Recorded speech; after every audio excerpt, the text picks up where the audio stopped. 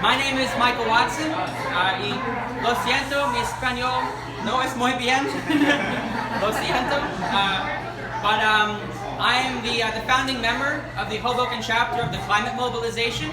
I'm a member of the Hoboken Democratic Committee, and I'm here today to support Ron Bautista, someone who I really hope to see take this ward.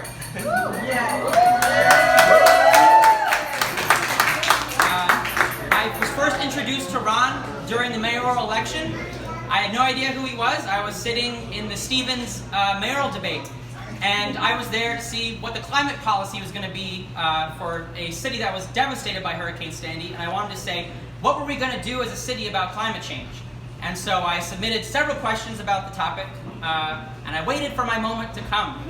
And I watched as some of you may know, a very ugly debate. A debate that was all about personal attacks. It was not about any solutions whatsoever, and not a single candidate mentioned climate change. They mentioned, oh, we got to do something about flooding, and we never forget Sandy. And then a candidate who I didn't even know was running, Ron Bautista, mentions, we got to do something about climate change. We have to be at the forefront of this issue. We need to be building parks to absorb the floodwaters. And I was like, who is this guy who is talking in a calm and civil manner and addressing problems and proposing solutions that no one else was actually proposing? So right after the debate, my fiance and I, Julianne, we went up to him and we're like, really want to know who you are, what you're about? You seem like a really cool guy. We told him what we were about, climate mobilization. We want to get the city of Hoboken carbon neutral or close to it as fast as possible, maybe in 10 years. That's kind of crazy, but we'll try. And he said, I want to talk about that. Can I come to your meetings? We hold meetings every month at the library. And even though he was running for mayor, was it a master's? Or you're getting a master's, having a kid, getting married, he still found time to put us in touch with his friends at the local cycling activist group, allies that have been very powerful to have. And he also, like I said, he showed up, and he came multiple times to sit down and ask us, what would a Green New Deal in Hoboken even look like? How does that happen at the city level? And we were kind of on the spot, like, oh God. Someone was like, someone's actually asking us like what we think we should do. And so over the course of the last 1 or 2 years, many times we've run into Ron. We've talked about policies we've heard about in New York City, things we want to plan here in Hoboken, things that we hope for the future.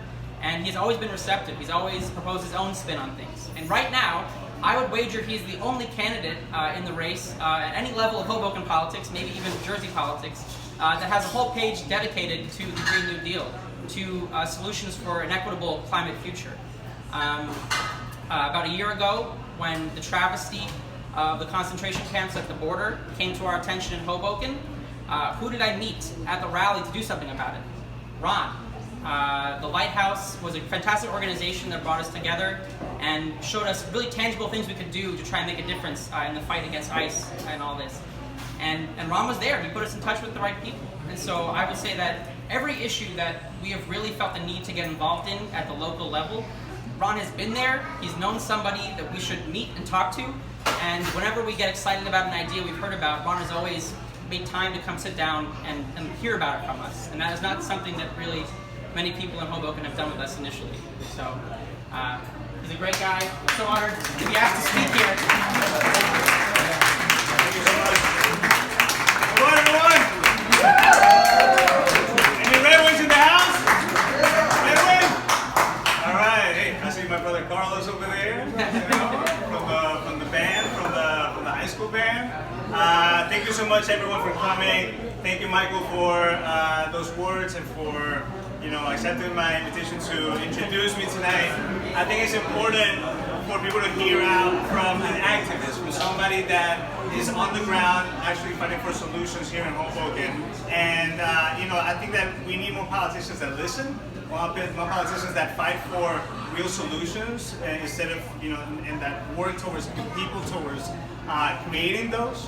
And I came to Hoboken in 1999.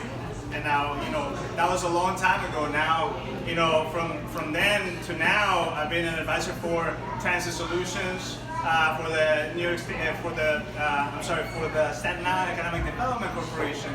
I've been an advisor for the New York State Department of State on how to really connect government and the people in a better way. I've been an executive director for an education nonprofit. Right now, I work in transforming the way that we reach out in the company that I work at to underserved communities, specifically to the Latino community in terms of healthcare. So, based on all this, yes, I've done all that, but how did I start? I was in Hoboken High School. I graduated from Hoboken High School. And I'm proud to say that. I was in the debate team, the Harvard Model Congress back then. I guess that's how I got started into it. But back then, I used to brag that to people, to my family from Ecuador, I used to say, listen, when you walk in Hoboken, cars actually stop for you and then tell you, please cross the street. I was like, oh my gosh, it's so amazing. Things have changed a bit in the past 20 years that I've been here in Hoboken. When you think about the Hoboken that we had and the Hoboken that we want to see, you also think about the people that are closest to you. I have a 1-year-old daughter, and I would like for her to be able to walk the streets of Hoboken, go to the park on her own, without being scared of getting hit by a car. I mean, there have been way too many close calls when my wife is pushing the stroller, crossing the street, and I say, we cannot wait any longer. We cannot wait for solutions that are actually tangible and practical and that have been proven all across the world and the United States in order to make these differences across all of Hoboken. We're tired of half measures. We're tired of waiting. It's been 15 years with the same council member here in our 3rd ward. That's why I'm running for 3rd Ward City Council. That's why I'm here tonight. That's why I'm here asking for your support. I'm also asking for your support because a lot of people who I grew up with had to move out of Hoboken. Because even though I'm a young professional and I could say that I make a good income, it's really hard to stay here and to grow with a family here.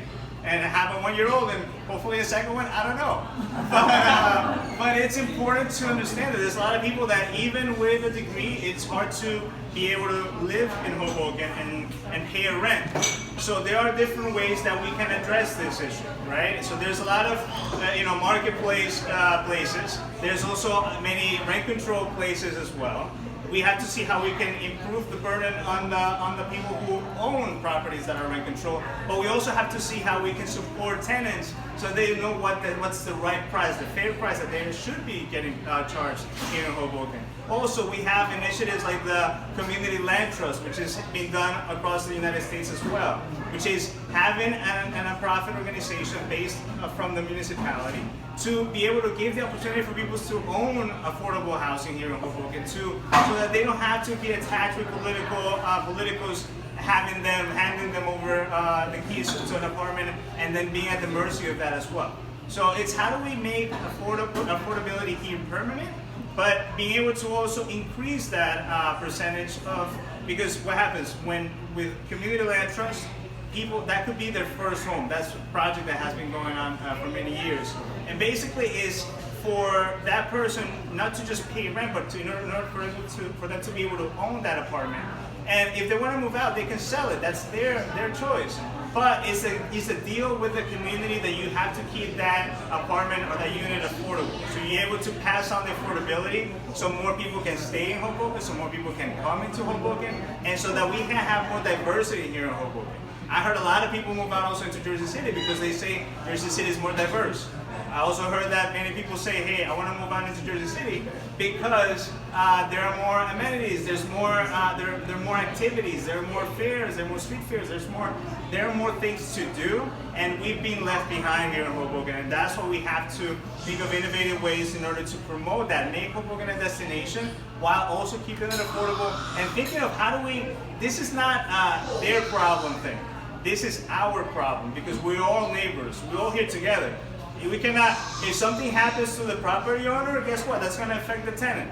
If something happens to the tenant, that's also going to affect the property owner. We have to think about how we collaborate and work together. If you own a car, that's okay. But you have to think of how do we make sure that we address climate change, but we also address mobility. There's a reason why traffic has been getting worse the past 20 years.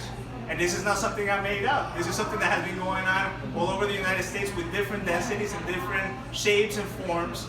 Is how do we promote alternative transit solutions, things that don't hit traffic, like bus rapid transit system, which has been done in New York in a very light way.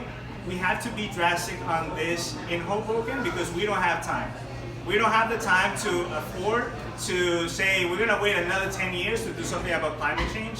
We're gonna wait another 10 years to do something about traffic jams in Hoboken, and that also contributes to pollution. We're gonna wait another 10 years to see how we're gonna be able to go to New York to where the jobs are in order for us to be able to make a living and live here, right? And so we have to be able to act now. We cannot wait any longer.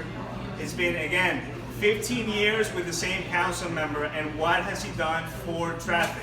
What has he done in terms of parking? What has he done in terms of climate change? What has he done in terms of affordable housing? We need those drastic changes. We need to act now. And I hope that I can count with your support, with your help. The only way that we can win this election is by going block by block, neighbor by neighbor, meeting the neighbors, meeting the people that make up our community. And I'm open to it. I mean, you know, I've received phone calls from people that say, hey, I want to learn what your opinion is about X, Y, and Z. And I have to admit, I don't have all the answers. But you have to know that my convictions are based on facts and are based on what is actually proven in other cities, and that we can work and test and prove here in Hoboken as well. But we need the political courage, but we also have to have the openness to listen. The openness to listen and to talk to our neighbors and to educate. There are many politicians that feed on the fear of people, fear of the new, fear of the other. We have to get over that fear. We have to actually talk to people about what the solutions are and why we're doing things. So thank you so much for everybody for coming today. The way that we win today and the way that we win this election is if you can help me meet one of your neighbors, if you can make a donation, and also if you can either help me sign a petition, or I also have a survey online that's about pedestrian safety. Which intersections in Hoboken in the 3rd Ward do you feel they wouldn't be safe enough for an 8-year-old to cross the street at? And that's the way that we can measure whether or not a street is safe enough, because we have to make sure that our streets and our city overall is for all ages and abilities. And that we can do that together. It's not just about me, it's about all of us and how we can make Hoboken a more people-friendly city. Thank you so much, and let's continue the conversation. Come on!